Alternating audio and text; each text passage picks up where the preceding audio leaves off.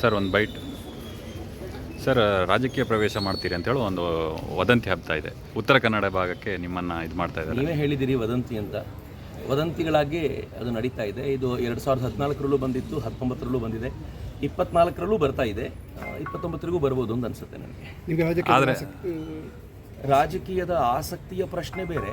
ಆದರೆ ರಾಜಕೀಯ ಹೇಗೆ ಅಂತಂದರೆ, ಕಳೆದ ಅನೇಕ ದಿನಗಳಿಂದ ನಾನು ಹೇಳ್ತಿದ್ದೀನಿ, ಅಕಸ್ಮಾತ್ ಈ ಬಾರಿ ಆ ಥರದ್ದು ಏನಾದರೂ ಆಲೋಚನೆ ಬಂತು ಅಂತಂದರೆ ನಾನು ಅದರಲ್ಲಿ ವಿರೋಧ ಅಂತೇನಿಲ್ಲ. ಕಳೆದ 10 ವರ್ಷಗಳಿಂದ ನಾನೇನು ಅದನ್ನು ಕಾಪಾಡ್ಕೊಂಡು ಬಂದಿದ್ನೋ, ಈ ವರ್ಷ ಅಕಸ್ಮಾತ್ ಹಾಗೇನಾದರೂ ಪ್ರಸಂಗ ಬಂತು ಅಂತಂದರೆ ಡೆಫಿನೆಟ್ಲಿ ಅದನ್ನು ಸಡಿಲ ಮಾಡ್ಕೊಳ್ತೀನಿ. ಆದರೆ ಕೇಳಿಕೊಂಡು ಹೋಗುವ ಪ್ರಶ್ನೆಯೇ ಇಲ್ಲ. ಇದು ಏನಾದರೂ ಆಗಬೇಕು ಅಂತ ಮನಸ್ಸು ಭಗವಂತನ ಇಚ್ಛೆ ಇದ್ದರೆ ಖಂಡಿತವಾಗಿಯೂ. ಈಗ ಸ್ಪರ್ಧೆ ಮಾಡೋ ಸಾಧ್ಯತೆ ಇದೆಯಾ ಸರ್?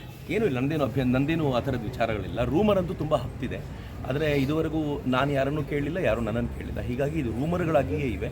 ನಾನು ಅದ್ರ ಬಗ್ಗೆ ತುಂಬ ತಲೆ ಕೆಡಿಸ್ಕೊಂಡು ಇಲ್ಲ. ಬರೀ ನೀವುಗಳು ಹಬ್ಬಿಸ್ತಾ ಇರೋ ರೂಮರನ್ನಷ್ಟೇ ನಾನು ಕೇಳ್ತಾ ಇದ್ದೀನಿ.